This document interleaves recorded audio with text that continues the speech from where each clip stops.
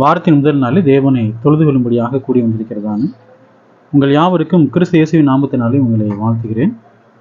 நாம் சத்தியத்துக்காக தெரிந்து கொள்ளப்பட்ட வேத பகுதியை நாம் வாசிக்க கேட்டோம். லூக்கா புஸ்தகம் 17ஆம் அதிகாரம் 26 நானே வாசிக்கிறேன். நோவாவின் நாட்களில் நடந்தது போல மனுஷகுமாரனுடைய நாட்களிலும் நடக்கும். நோவாவின் நாட்களில் நடந்தது போல மனுஷகுமாரனுடைய நாட்களிலும் நடக்கும். நோவாவுடைய காலத்தில் என்ன நடந்தது? முதல் உலகம் எதனால் அழிக்கப்பட்டதுன்னா, ஜலப்பிரளயத்தினால் என்ன செய்யப்பட்டதுன்னா அழிக்கப்பட்டது. ஜனங்கள் எல்லோரும் எப்படி இருந்தாங்கன்னா, தேவன் முன்பதாக மகா பாவிகளும் பொல்லாதவர்களுமா இருந்தாங்க. தேவன் பூமியை கண்ணோக்கி பார்க்குறாரு, அக்கிரமம் பூமியில் அப்படியே பெருகிட்டே இருக்குது. தேவன் முடிவு பண்ணுறாரு, ஜனங்கள் என்ன செய்யணும்? அழித்து போட வேண்டும். தேவன் தேடி பார்த்தபோது நோவா என்று சொல்லக்கூடிய ஒரு நீதிமான் இருக்கிறார். அவரிடத்துல கட்டளை கொடுத்து ஒரு பேலை உண்டு பண்ண சொல்றாரு. தேவன் வானத்திலிருந்து மழை வர்ஷிக்க பண்றாரு. பூமியின் ஊற்றுக்கண்கள் என்ன ஆகுதுங்க? திறக்கு. அப்ப அதற்கு முன்பதாக என்ன சம்பவித்தது அப்படிங்கிறத தேவன் சொல்றாரு பாருங்க. லூக்கா 17:27 நோவா பேலைக்குள் பிரவேசித்த நாள் வரைக்கும். தேவன் சொல்றாரு, பேலைக்குள் பிரவேசிங்கன்னு சொல்றாரு. நோவாவும் அவருடைய குடும்பத்தாரும் எங்க போறாங்க?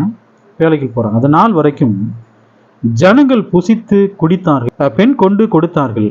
ஜலப்பிரளயம் எல்லாரையும் அழித்து போட்டது. மனுஷகுமாரனுடைய நாட்கள் என்ன நடக்கும்? நோவாவின் நாட்கள் என்ன நடந்ததோ அதான் யாருடைய நாட்கள் நடக்கும்? மனுஷகுமாரன் வரும் நாட்களையும் அதான் நடக்கும். ஜனங்கள் புசித்து குடித்து ரொம்ப சந்தோஷமா இருப்பாங்க. பெண் கொடுப்பாங்க, பெண் என்ன செய்வாங்க? எடுப்பார்கள். தேவனை பற்றியதான எந்த அறிவும் என்ன இருக்காது ஜனங்களுக்கு, இருக்காது. தெய்வ பயமும் இருக்காது. தெய்வ பயம் உலகத்தாருக்கு மாத்திரம் இல்லையா, அல்லது தேவனுடைய பிள்ளைகளுக்கும் இல்லையா? தேவனுடைய பிள்ளைகளுக்கும் இன்னைக்கு தெய்வ பயம் என்பது இருக்கிறது இல்லை. ஜலப்பிரளயம் எல்லாரையும் வாரிக்கொண்டு போக மட்டும் உணராது இருந்தார்கள் மத்தியில சொல்வார். ஜலப்பிரளயம் எல்லாரையும் வாரிக்கொண்டு போக மட்டும் உணராது இருந்தார்கள். இயேசுவின் வருகை எப்போது இருக்குன்னு தெரியாது. அப்ப எல்லாரையும் வாரிக்கொண்டு போற வரைக்கும் நம்ம உணர்வு இல்லாமல் இருப்போம். என்ன சம்பவிக்கும்? இயேசு திடீர்னு இப்ப வந்துட்டாரு. நம் தேவனுக்கு முன்பதாக நீதி உள்ளவங்களா இல்லை, என்ன ஆகும்? ஒரு நிமிஷத்திலே ஒரு இமைப்பொழுது என்ன ஆகுங்க? கடைசி எக்காலம் துணிக்கும் போது மறுரூபமாக்கப்படுவோம். இயேசு கிறிஸ்து வருகின்ற பொழுது நமக்கு என்ன கிடையாதுன்னா, வாய்ப்பு என்பதே கிடையாது. அப்ப காலத்தை நாம் என்ன செய்ய வேண்டிய அவசியம் இருக்கிறது? பிரயோஜனப்படுத்த வேண்டிய அவசியம் இருக்கிறது. ஜலப்பிரளயம் வருது, பூமியின் ஊற்றுக்கண்கள்லாம் திறக்குது, அப்படியே ஜலப்பிரளயம் பெருகுது, ஜனங்கள் கதறாங்க. அவர்கள் ஒளிந்து கொள்வதற்கு எந்த இடம் இருந்தது? எதுவுமே கிடையாது. மூடப்பட்ட மலைகளுக்கு மேலே 15 அடிக்கு தண்ணி இருந்தது. உலகத்திலே உயரமான சிகரம் எதுங்க? எவரெஸ்ட். எவரெஸ்டுக்கு மேல ஒரு 15 முழம் தண்ணி இருந்தால் யார் தப்பிக்க முடியும்? தேவன் எல்லாரையும் அழித்து போட்டாரு. தேவன் சொல்றாரு 17:28 பாருங்க. லோத்துடைய நாட்களில் நடந்தது போலவும் நடக்கும். ஜனங்கள் புசித்தார்கள், குடித்தார்கள், கொண்டார்கள், விட்டார்கள், நட்டார்கள், கட்டினார்கள். இதெல்லாம் செஞ்சுட்டு இருக்கிறாங்களா இன்னைக்கு? பாருங்க, உலகம் அழிகிற வரைக்கும் இதெல்லாம் செஞ்சுட்டே இருப்பான். ஏசு இதெல்லாம் செய்யக்கூடாதுன்னு சொல்றாரா? அப்படிலாம் இல்லை. செய்யக்கூடாதுன்னு சொல்றாரு. அதெல்லாம் ஆயத்தமாக இருக்க வேண்டும். நீங்கள் பெண் கொடுத்தாலும் சரி, பெண் எடுத்தாலும் சரி, எப்படி இருக்கணுங்க? ஆயத்தம். கர்த்தருடைய வருகை ஆவலாம் எதிர்பார்த்துட்டே இருக்கும். அதை வேத வாக்கியத்தில் பாருங்க. குடித்தார்கள், கொண்டார்கள், விட்டார்கள், நட்டார்கள், கட்டினார்கள். லோத்து சோதமை விட்டு புறப்பட்ட நாளிலே வானத்திலிருந்து அக்னியும் கந்தமும் பரிசித்து எல்லாரையும் அழித்து போட்டது. என்ன சோதம் குமாரா தேவ முன்பதாக எப்படி இருந்தாங்க? பட்டணத்து மக்கள் மகா பாவிகளா இருந்தாங்க. அவங்களுடைய அக்கிரமம் தேவனுடைய சமூகத்தில் எட்டுற வரைக்கும் அவ்வளவு கொடுமையுள்ள பாவிகளாக இருந்தாங்க. தேவன் யார் அனுப்புறாருங்க? இந்த தூதர்கள் அனுப்புறாரு. இந்த பட்டணத்தில் என்ன சம்பவிக்கிறது போய் பார்த்துட்டு வாங்க. இந்த பட்டணத்தை என்ன செய்யணும்? நீங்க அழித்து போடுங்கள். லோத்து வீட்டுக்கு போறாங்க. போகும்போது அங்க நடந்த அக்கிரமத்தை பத்தி வேத வாக்கியம் சொல்லு. ஆண் புணர்ச்சிக்காரர்கள். லோத்தினுடைய நாட்களிலே சோதம் குமாராவில் இருந்த ஜனங்கள் எப்படிப்பட்ட ஜனங்கள்?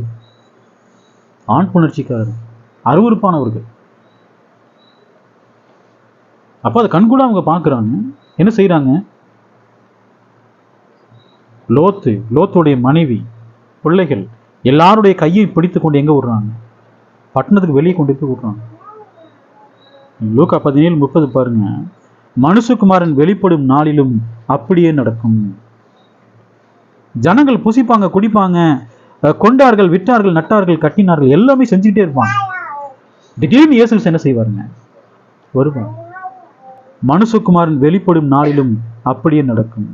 31 வசனத்துல, அந்த நாளில் வீட்டின் மேல் இருப்பவன் வீட்டிலுள்ள தன் பண்டங்களை எடுத்துக்கொண்டு போக இறங்காமலும் இருக்க கடவன்.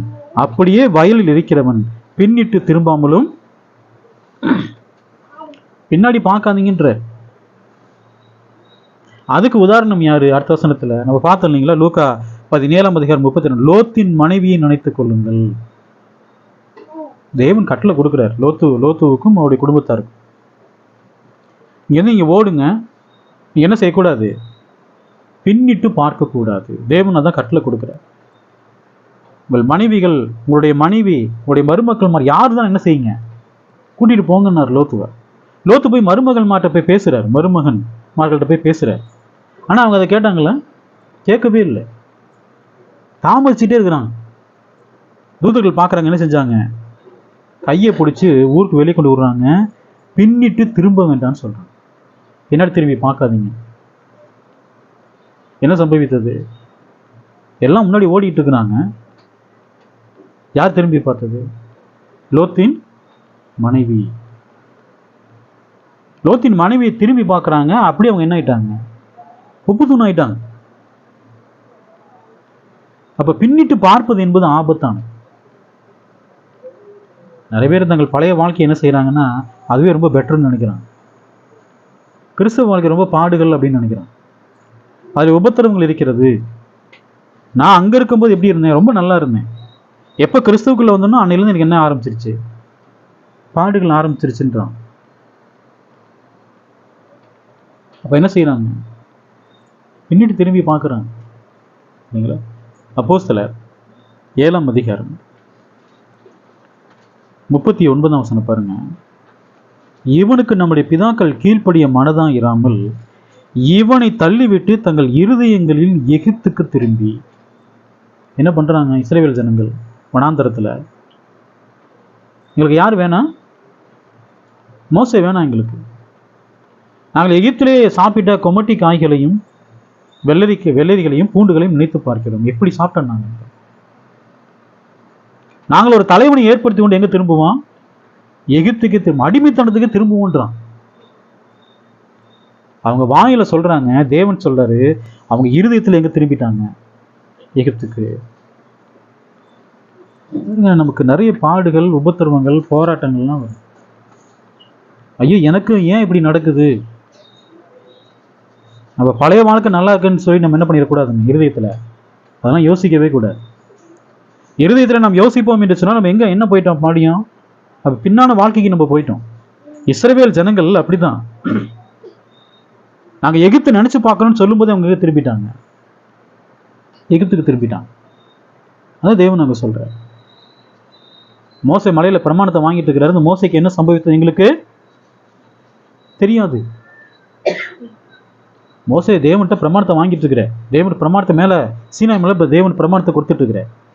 இவங்க சொன்னாங்க, அந்த மோசைக்கு என்ன சம்பவித்தது எங்களுக்கு தெரியாது. நாங்கள் என்ன செய்யணும்? ஒரு தெய்வத்தை உண்டு, எங்களுக்கு முன் செல்லும் ஒரு தெய்வத்தை உண்டு பண்ண வேண்டும்.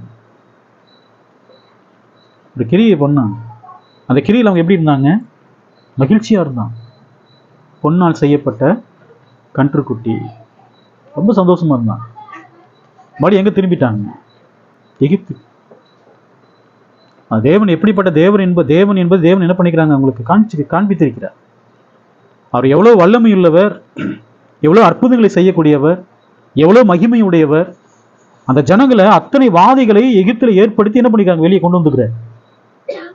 எல்லாருமே கண்ணார கண்ட ஜனங்கள் தான். ஒரு தலைவனை ஏற்படுத்தி கொண்டு எகிப்துக்கு திரும்புவோம். சுமார் ஒரு 20 லட்சம் பேர் இருக்காங்கன்னு வச்சுக்கோங்களேன். மோசே இஸ்ரவேல் ஜனங்களுக்கு தேவன் மீட்பனாகவும் இரட்சகராகவும் என்ன செஞ்சாருங்க? ஏற்படுத்தினார். அவர் மூலமாக நிறைய அடையாளங்களையும் அற்புதங்களையும் செய்தார்.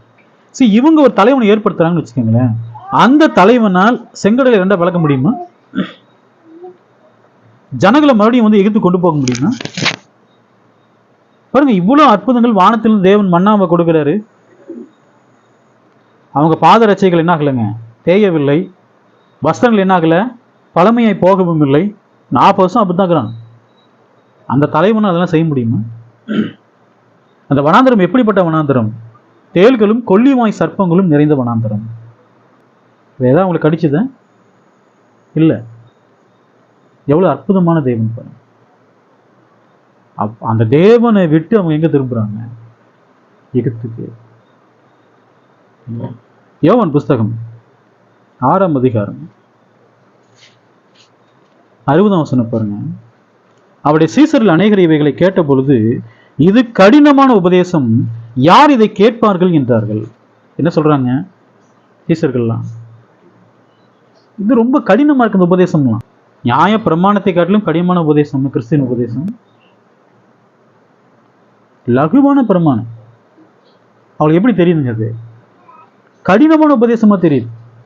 அவர் சொல்றாரு பாருங்க 66ஆம் வசனத்துல, அது முதல் அவருடைய சீசரில் அநேகர் அவருடனே கூட நடவாமல் பின்வாங்கி போனார்கள். கடிந்து கொள்ளுதல் எத்தனை பேருக்கு பிடிக்குது? கடிந்து கொள்ளப்படும் பொழுது எத்தனை பேருக்கு பிடிக்குதுங்க?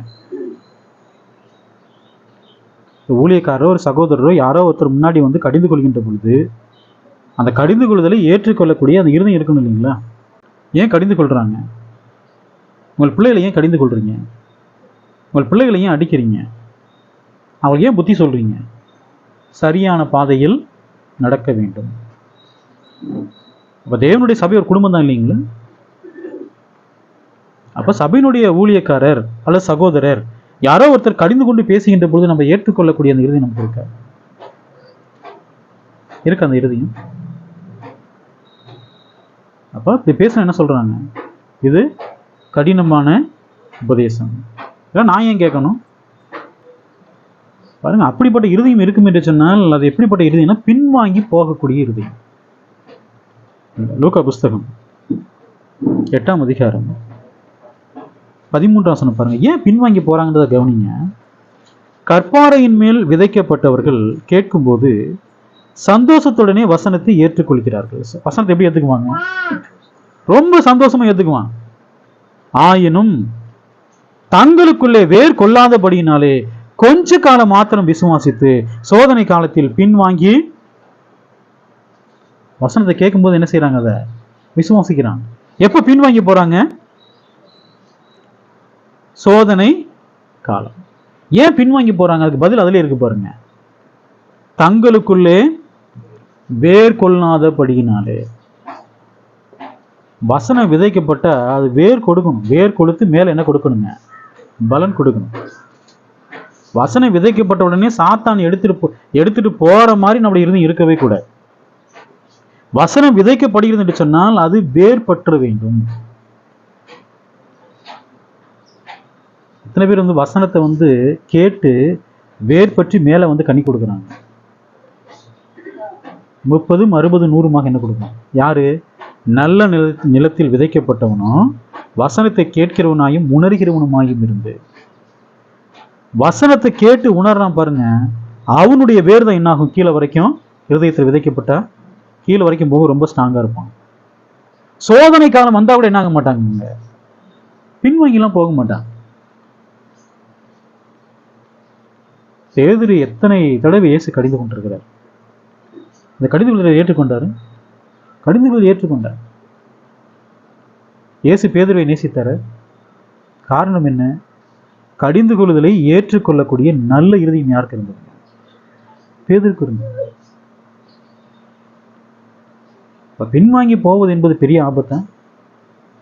நம் தேவனுடைய சபையில் இருந்து கொண்டு நம்முடைய பழைய வாழ்க்கை, நம்முடைய பாவ வாழ்க்கையை நினைத்து நாம் சந்தோஷப்படுவோம் என்று சொன்னால் நம்ம என்ன ஆகிறோம்? பின்வாங்கி போகும். லூக்கா புஸ்தகம் 9ஆம் அதிகாரம் 61, 62 பாருங்க.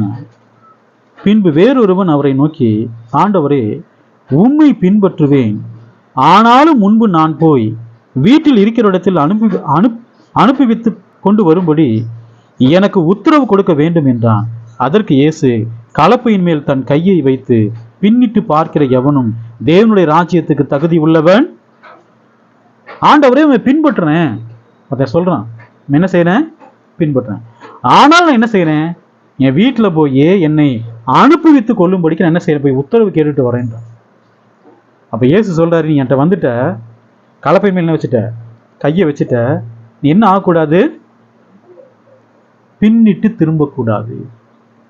பின்னிட்டு திரும்புகிறவன் தேவனுடைய ராஜ்யத்துக்கு என்ன அல்ல? தகுதி உள்ளவன் அல்ல. நாம் இயேசுவை நேசிப்போம் என்று சொன்னார், அவரிடத்துல அன்பு கூறுவோம் என்று சொன்னார், நம்முடைய குரு யாராதான் இருக்கணும்? இயேசுவா தான் இருக்கணும்.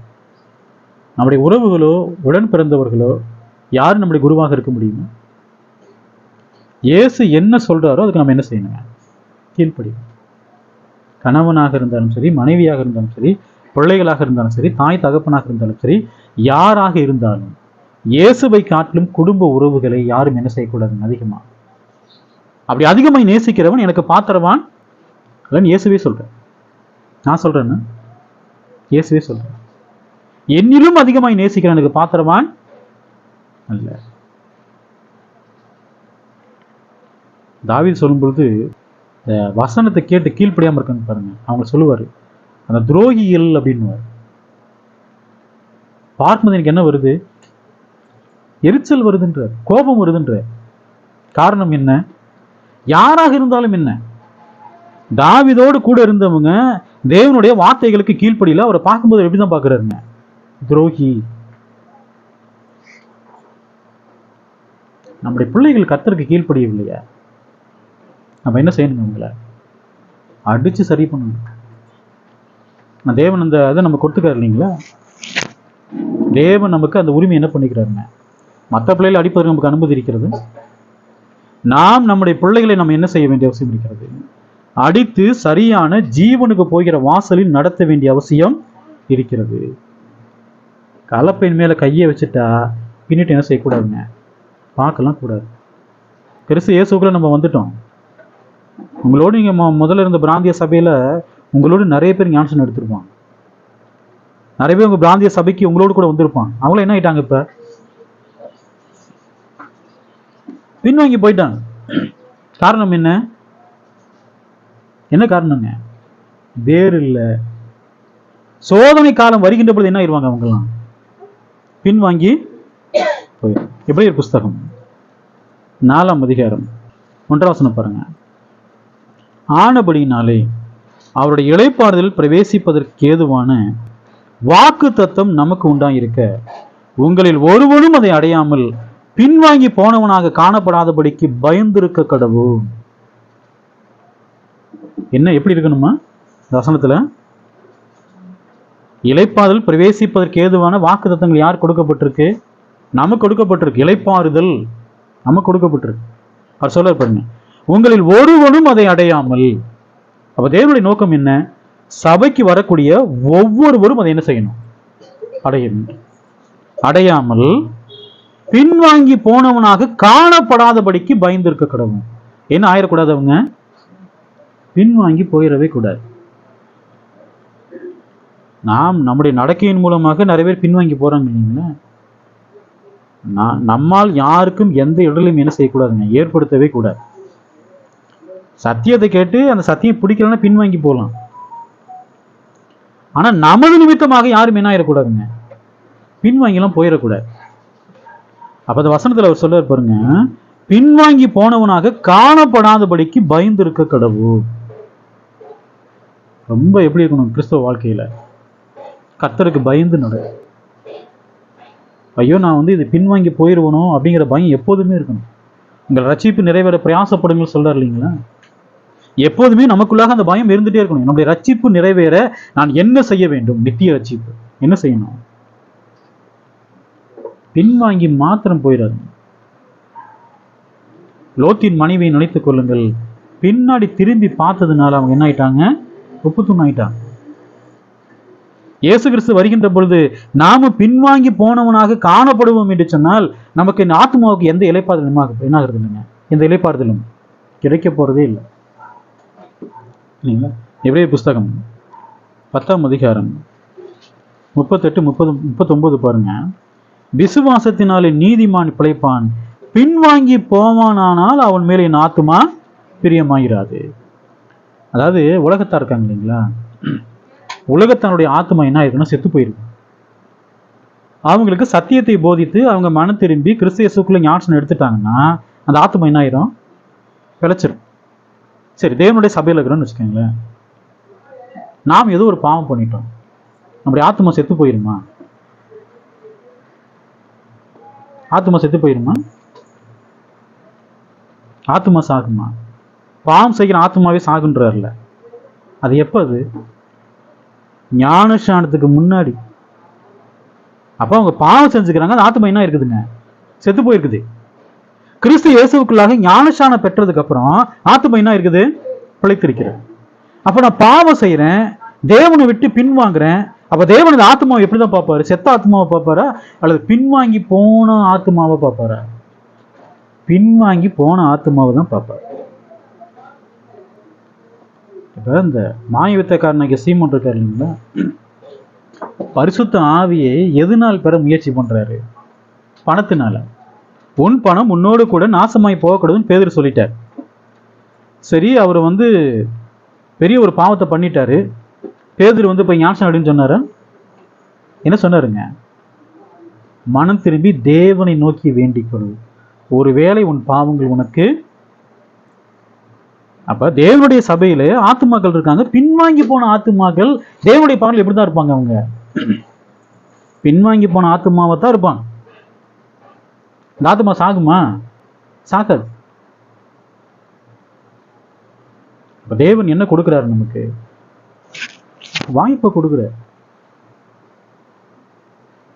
பின்வாங்கி போயிட்டோம்னா மறுபடியும் மனம் திரும்புவதற்கு நமக்கு என்ன இருக்குங்க? வாய்ப்பு இருக்கு. அதுக்கு தொடர்ந்து வாய்ப்பை கொடுத்துக்கிட்டே இருப்பாரு. பாவம் செய்யறது விழுந்து போறது, பாவம் செய்யறது விழுந்து போறது, அப்படியா? அப்படிலாம் கிடையாது. இல்லை. 19 வசனம் பாருங்க, 39 வசனம், எபிரேயர் 10:39. நாமோ கெட்டு போக பின் வாங்கியவர்களாம் இராமல் ஆத்தும ஈடேற விசுவாசிகளாம் இருக்கிறோம். அப்ப பின்வாங்கி போயிட்டோம்னா என்ன ஆயிரும் பார்த்தீங்களா? அந்த ஆத்மா சாகாது. என்ன ஆயிருங்க? அது கெட்டு போயிடும். கெட்டு போக பின்வாங்கிடலாம் இராமல். அப்ப கிறிஸ்தவ வாழ்க்கையில நம்ம என்ன ஆகக்கூடாது? பின்வாங்கலாம் கூடாது. எப்படிப்பட்ட விசுவாசிகளா இருக்கும்? ஆத்தும ஈடேற. நம்முடைய ஆத்மா என்ன ஆகணும்? ஈடேற வேண்டும். அந்த நித்திய ரட்சிப்பை பெற்றுக்கொள்ள வேண்டும். அதற்காக தான் நம்ம என்னவா இருக்கிறோங்க? விசுவாசிகளாக இருக்கிறோம் இல்லைங்களா? பிலிப்பியர் புஸ்தகம் 3ஆம் அதிகாரம் 12-14 வரைக்கும் பாருங்க. நான் அடைந்தாயிற்று அல்லது முற்றும் தேறினவன் நானேன் என்று எண்ணாமல் கிறிஸ்து இயேசுவினால் எதற்காக பிடிக்கப்பட்டேனோ அதை நான் பிடித்து கொள்ளும்படி ஆசையாய் தொடர்கிறேன். பவுல் எப்படி தொடர்றாரு? ஆசை. எதுக்கு தொடர்றாரு பாருங்க. கிறிஸ்து இயேசுவினால் எதற்காக பிடிக்கப்பட்டேனோ அதை பிடித்துக் கொள்ளும்படி. எதற்காக பிடிக்கப்பட்டிருக்கிறாரு? 13 வசனத்துல, சகோதரரே அதை பிடித்து கொண்டேன் என்று நான் எண்ணுகிறது. அப்ப பிலிப்பியர் புஸ்தகம் எழுதுற வரைக்கும் பவுல் என்ன ஆகலங்க? அதை பிடிக்கவே இல்லை. ஒன்று செய்கிறேன், என்ன பண்றாரு பாருங்க, பின்னானவைகளை மறந்து முன்னானவைகளை நாடி. அப்ப பின்னானவைகள் நாம் என்ன செய்ய வேண்டிய அவசியம் இருக்கிறது? மறக்க வேண்டிய அவசியம் இருக்கிறது. எதை நாட வேண்டும்? முன்னானவைகளை நாட வேண்டும். 14 வசனத்துல, கிறிஸ்து இயேசுவுக்குள் தேவன் அழைத்த பரம் அழைப்பின் பந்தய பொருளுக்காக இலக்கை நோக்கி. அப்ப அங்க வைக்கப்பட்ட அந்த பந்தய பொருள் என்ன? அங்க வைக்கப்பட்ட இலக்கு என்ன? அந்த பந்தய பொருள் என்பது என்னவாக இருக்கக்கூடும்? நீதியின் கிரீடம். இலக்கு என்பது யாரு? கிறிஸ்தவ இலக்கா இருக்கிறார். எபிரேயர் புஸ்தகம் 12ஆம் அதிகாரம் 1ஆம் வசனம் பாருங்க. ஆகையால் மேகம் போன்ற இத்தனை திரளான சாட்சிகள் நம்மை சூழ்ந்து கொண்டிருக்க பாரமான யாவற்றையும் நம்மை சுற்றி நெருங்கி நிற்கிற பாவத்தையும் தள்ளிவிட்டு விசுவாசத்தை துவக்குகிறவரும் முடிக்கிறவருமாய் இருக்கிற இயேசுவை நோக்கி நமக்கு நியமிக்கிற ஓட்டத்தில் எப்படி ஓடுங்க? பொறுமையோட ஓடக்கடவும். இலக்கு யாரு? விசுவாச துவக்குனது யாரு? முடிக்கிறது யாரு? அப்ப சாட்சிகள் நம்ம மேகம் போன்ற திரளான சாட்சிகள் எங்க இருக்கிறாங்க? எபிரேயர் 11ஆம் அதிகாரத்துல விசுவாச வீரர்களின் பட்டியல் அங்க கொடுக்கப்பட்டிருக்கு. அவங்கதான் நமக்கு என்னவா இருக்காங்க? சாட்சிகள், ஆதாரங்கள். அப்ப என்ன செய்யணுமா பாருங்க, பாரமான யாவற்றையும். நமக்கு எதெல்லாம் பாரமா நினைக்கிறோமோ எல்லாத்தையும் விட்டு நம்மை சுற்றி நெருங்கி நிற்கிற பாவத்தையும் தள்ளிவிட்டு, பாவம் இங்க தான் இருக்காமா, நம்மை சுற்றி யாரை நோக்கி ஓடணுமா? இயேசுவை நோக்கி நமக்கு நியமித்திருக்கிற ஓட்டத்தில் எப்படி ஓடணுமா? பொறுமையோடு. பின்னானவைகளை மறந்து முன்னானவைகளை நாடி கிறிஸ்து இயேசுவுக்குள் தேவன் அழைத்த பந்தய பொருளுக்காக எதை நோக்கி ஓடணும்?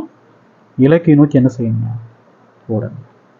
பின்னிட்டு பார்க்கிற எவனும் தேவனுடைய ராஜ்யத்துக்கு தகுதி உள்ளவன் அல்ல. நாம் இருப்பது என்ன ஆகக்கூடாதுங்க? பின்னிட்டு பார்க்கவே கூடாது. பின்வாங்கி போனவனாக காணப்படாதபடிக்கு எப்பொழுதும் எப்படி இருக்கணும்? எச்சரிக்கையாக இருக்க வேண்டும். இந்த தேவனுடைய வார்த்தை கேட்டதான உங்கள் ஒவ்வொருவரையும் தேவன் தாமே ஆசீர்வதிப்பாராக. ஆமென்.